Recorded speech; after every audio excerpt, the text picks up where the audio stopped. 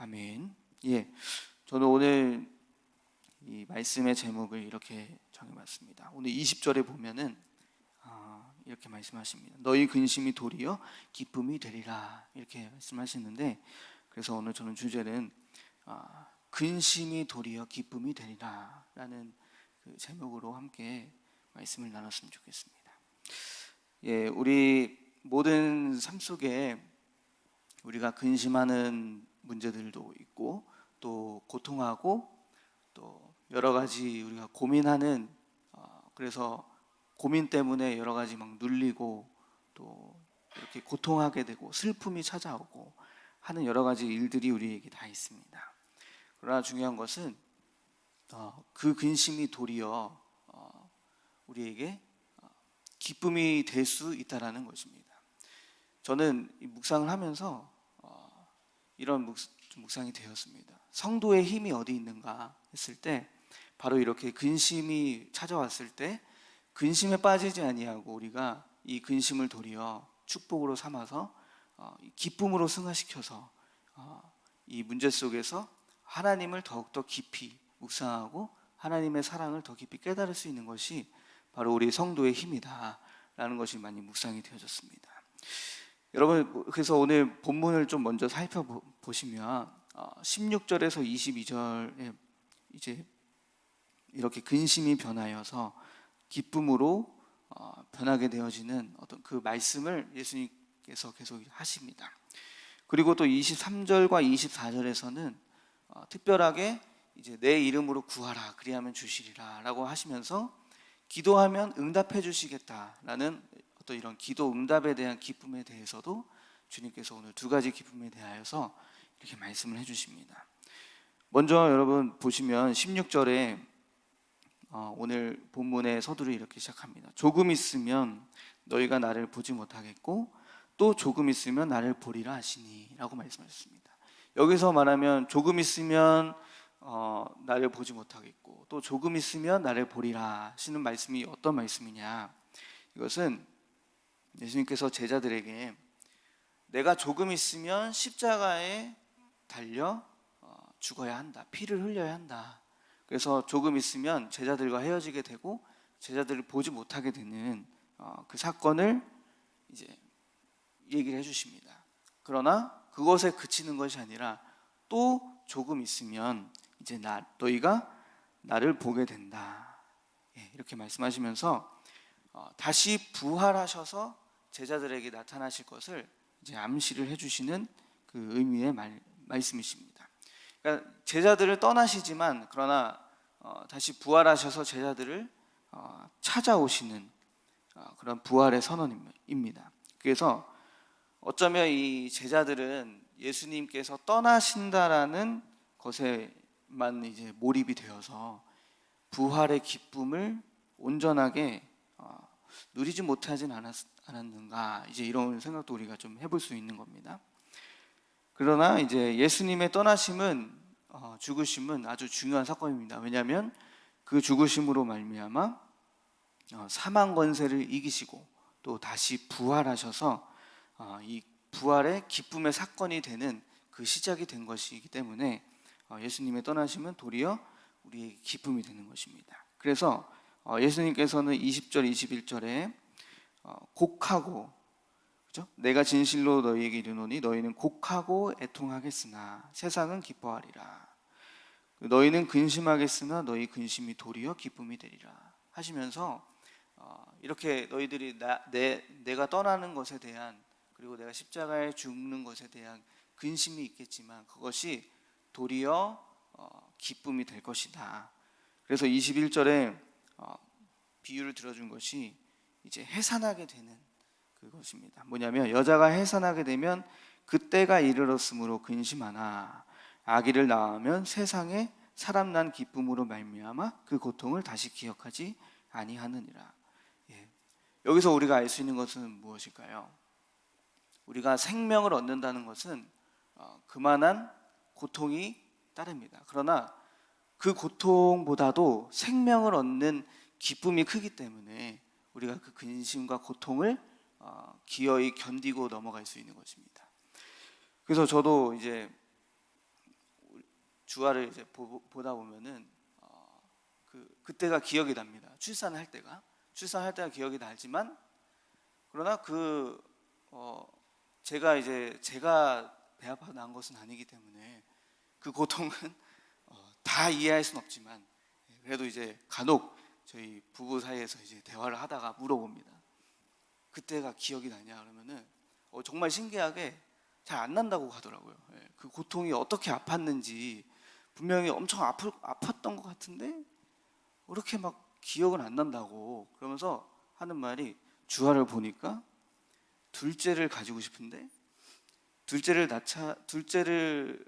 낳자니 또 그 고통이 기억이 나는 것 같으면서도 그래도 둘째를 갖는 기쁨이 더 큰 것 같아서 자기는 괜찮을 것 같다 이렇게 얘기하더라고요. 그래서 그럼 둘째를 또 이제 계획을 해야 되는 것인가 이제 이러면서 서로 이제 말씀을 같이 대화를 나눴었는데 그만큼 생명을 얻는다라고 하는 것이 그만한 고통을 견디고 또 그것이 도리어 그 생명에 대한 얻는 그 기쁨이 더 크기 때문에 우리는 그 근심을 이기고 고통을 견뎌낼 수 있다라는 것입니다. 그래서 오늘 예수님께서도 이렇게 말씀을 해주신 겁니다. 내가 죽는 것이 너희들에게 근심일 수 있으나 그러나 도리어 이 사건이 너희들에게 앞으로 살아감에 있어서 너희들에게 기쁨이 될 것이다. 그래서 이 부활의 예수님께서 부활하심으로 말미암아 우리에게 영적인 새 생명이 주어지고 회복되었습니다. 그래서 그 생명이 얻어지는 그 기쁨이 도리어 더 큰 것입니다. 그래서 우리가 십자가의 사건을 묵상할 때 주님의 죽으심만을 묵상하면 안 됩니다. 반드시 그 죽으심이 향하는 것은 예수님의 부활입니다.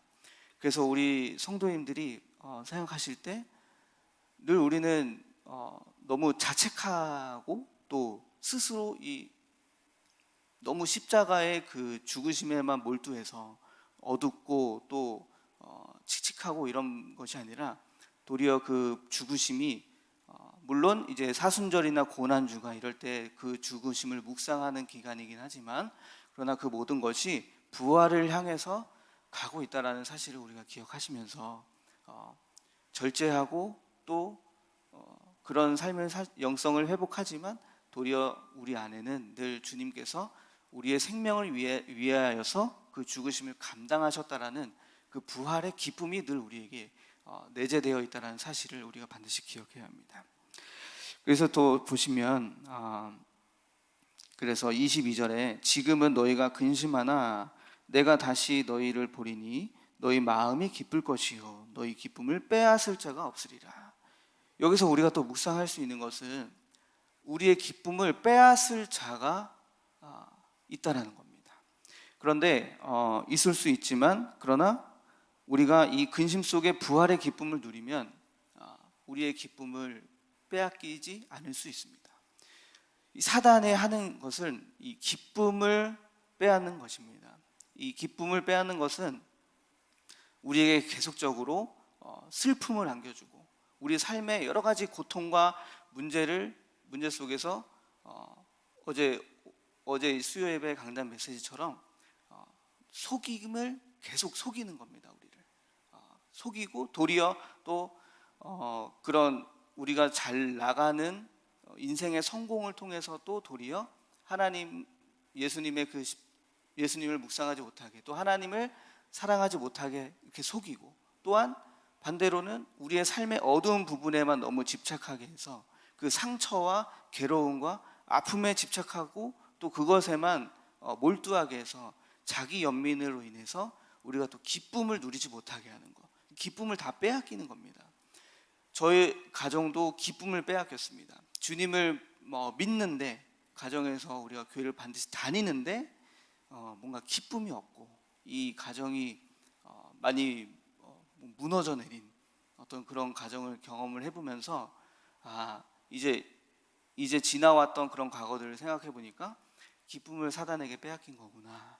그래서 이 기쁨이 없으니까 가정 자체가 굉장히 삭막하고 냉랭하고 또 그런 어떤 가정 환경에 있다 보니까 또 밖에 나가서도 마찬가지로 올바른 공동체의 생활을 제대로 하지 못했던 어떤 그런 모습들이 있었습니다. 그러나 지금은 그것이 이제 많이 회복되었고, 우리 가정에서도 예수님을 따르는 그 신앙의 회복이 점점점 부활이 체험되어지고 회복이 체험되어지니까 점점 이 사단에 대한 그 속임을 아니까, 이제 사단을 아니까 이제 점점 이 기쁨이 회복되어져 가는, 기쁨을 빼앗기지 않으려 노력하는 우리 각자의 그런 가족들이 그렇게 누리고 있습니다. 그래서 늘 사단은 우리에게 기쁨을 빼앗으려 한다는 사실입니다. 그리고 또 이렇게 보시면 이제 23절, 24절은 기도에 대한 이제 내용입니다. 그래서 주님의 이름으로, 예수님의 이름으로 무엇이든지 구해라. 이것은 우리가 예수 이름의 권세를 가지고 기도하는 것입니다. 이 권세로 우리가 기도할 때 주님께서 주님의 이름으로 응답해 주신다. 그래서 이 기도의 응답을 받으면 우리가 어떻게 됩니까? 점점 이제 기쁨이 넘치게 되고 열매가 하나씩 맺을 때마다 우리에게 기쁨이 충만해집니다. 그것처럼 우리 기쁨이 충만하게 될 것이다. 구하라 그래야만 받을 것이다. 라는 어떤 믿음의 확신이, 기도 응답의 확신이 우리의 기쁨이 되는 것입니다. 그러나 이제 우리가 기도할 때 기도 응답을 우리가 좀 생각해 볼 것은, 우리의 뜻대로 하나님께서 응답해 주시지 않으실 것도 있다라는 것입니다. 그래서 기도 응답에는 세 가지가 있다고 이렇게 예화를 많이 하시죠. yes, no, 그리고 한 가지가 이제 wait, 그렇죠? 기다림에 대한 것, 그러니까 침묵이죠. 그래서 하나님께서 우리가 구하는 그 모든 것을 그래 알았다 하고 하나님의 뜻에 맞으면 주실 수도 있고, 그리고 하나님 뜻에 맞지 않으면 주시지 않을 수도 있고, 그리고 아직 때가 아니어서 우리가 기다리고 그릇을 만들어 가야 할 때도 있다라는 그 의미입니다.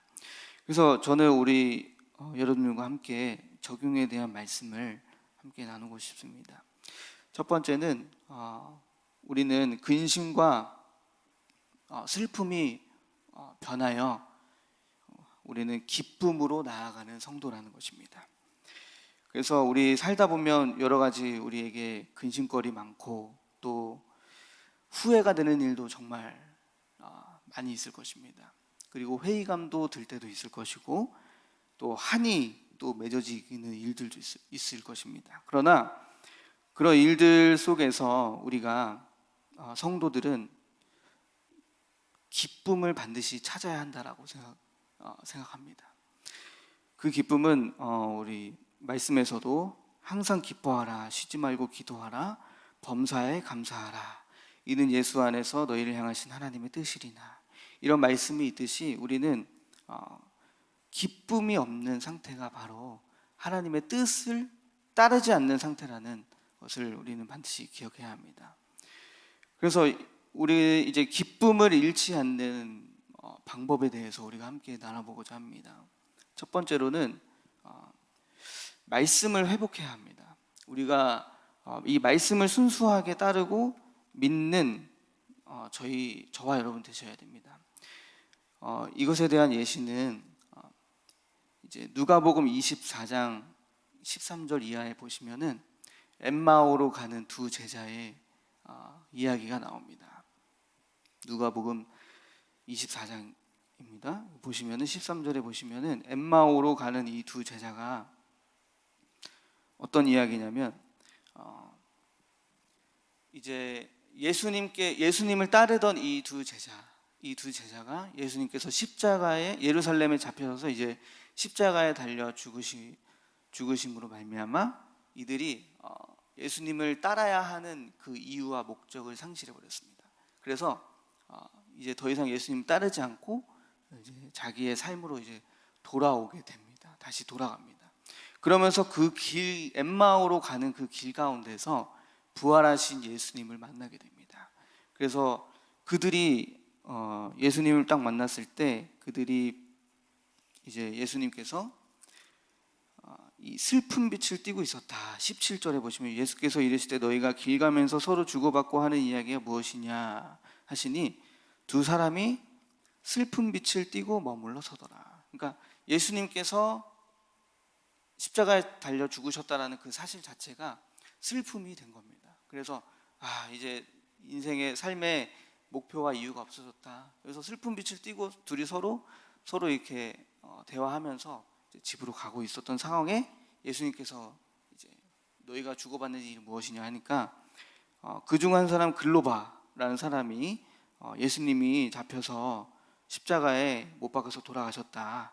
그래서 그가 이스라엘을 속량할 자라고 우리가 바랬는데 근데 이제 없어졌다. 그 구원자가. 그러니까 이제 예수님께서 그들을 책망하십니다. 25절에 보시면 이 시대에 미련하고 선지자들이 말한 모든 것을 마음에 더디 믿는 자들이여.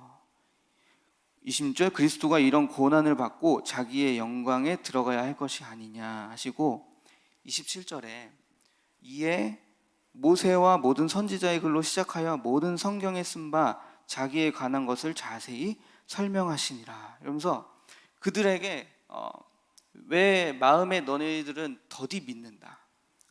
모세와 또 선지자가 했었던 그 모든 성경의 예언들을 없다. 그 예언이 없다. 지금 너희들에게 말씀이 없다라는 겁니다. 믿음이 없다.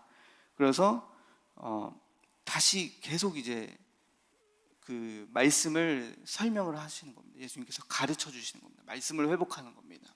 그러니까 말씀을 회복하니까 어떻게 됐냐면 그들이 보시면 32절에 보시면 24장 32절에 그들이 서로 말하되 길에서 우리에게 말씀하시고 우리에게 성경을 풀어주실 때에 우리 속에서 마음이 뜨겁지 아니하더냐. 그러니까 말씀이 회복되니까 다시 이들에게 이런 슬픔이 떠나고 회복이 된 겁니다. 영혼의 회복이 되니까 이들이 한 것은 엠마오로 돌아갔던 그 길을 다시 돌려서 예루살렘으로 다시 돌아가게 됩니다. 그러니까 이렇게 우리가 기쁨을 잃을 때는 우리 자신의 그 상황을, 영적인 상황을 잘 돌아봐야 합니다. 저는 그것이 먼저 말씀이 없기 때문에 기쁨을 잃어버린 것이다라는 것입니다. 그래서 우리는 말씀을 이렇게 회복하고 더 깊이 알아가고 묵상할 때 주어지는 그 말씀에서 오는 그 은혜의 기쁨이 우리에게 반드시 있다는 것입니다. 그리고 두 번째로는 기쁨을 잃지 않는 방법. 두 번째는 모든 일을 우리가 긍정적으로 또 좋게 바라봐야 한다는 겁니다. 이렇게 보면은 주변에 모든 것을 부정적으로만 생각하고 또 말하고 바라보는 분들이 종종 계십니다.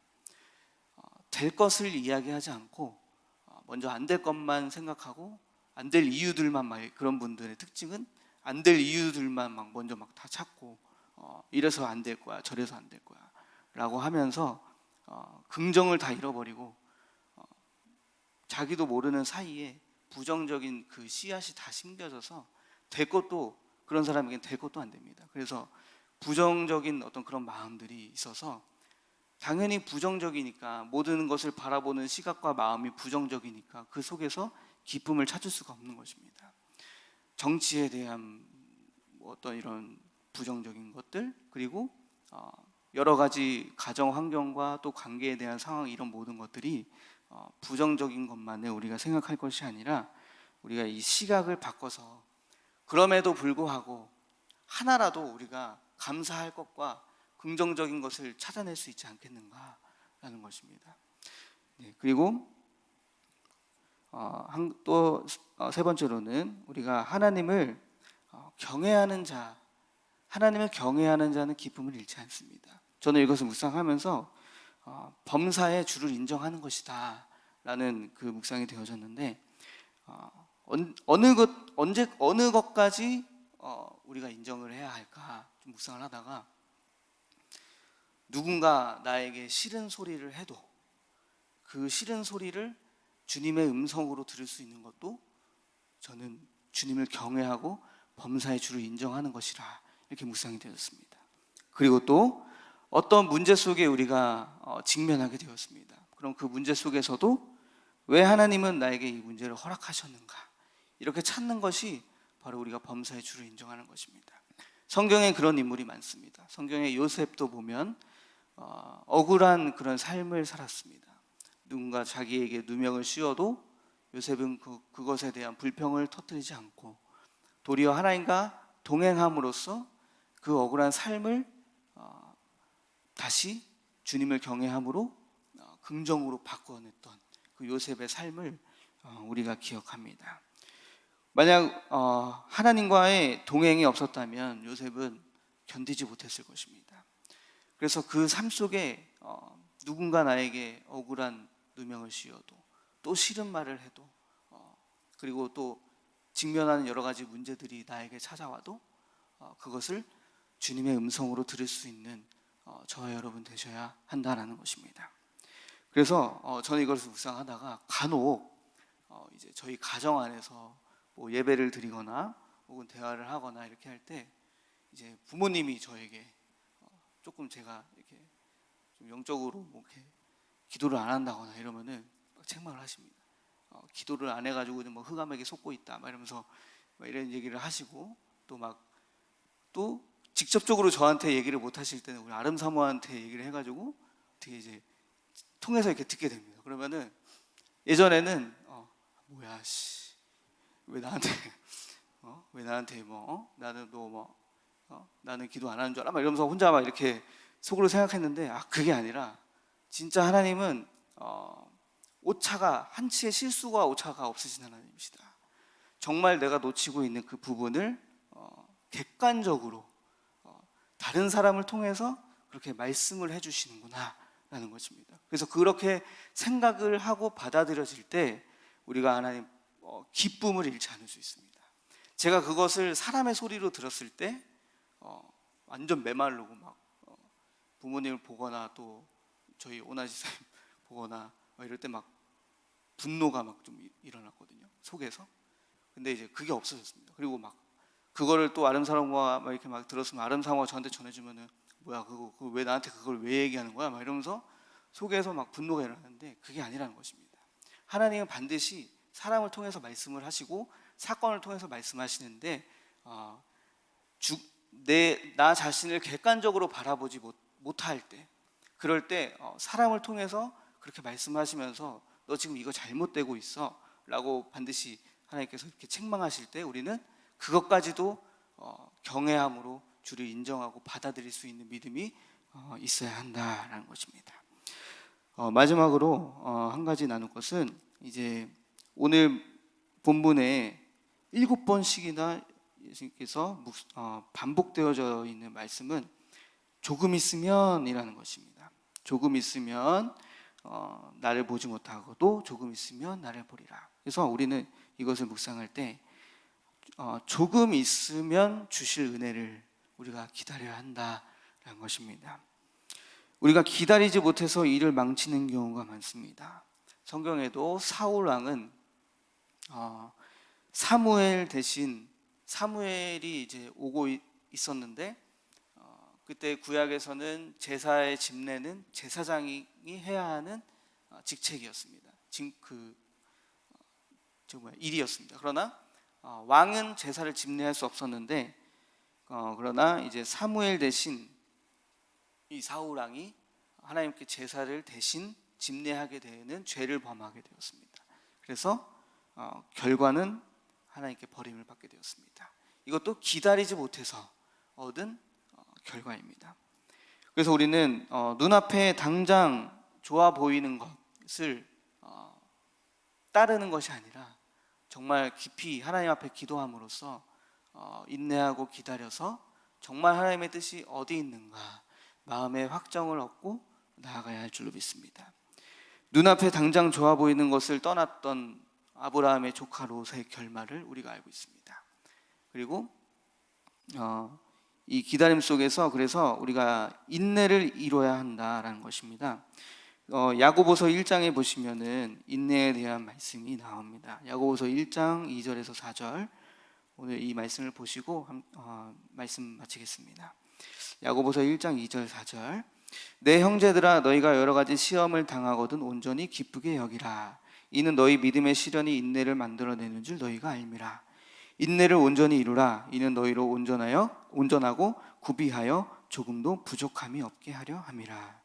예, 여러 가지 시험을 당하거든 온전히 그 시험을 기쁘게 여겨라라고 이제 하십니다. 왜냐하면 이 믿음의 시련, 이 믿음으로 말미암아 오는 이런 시련들이 우리를 통하여 인내를 이루게 된다.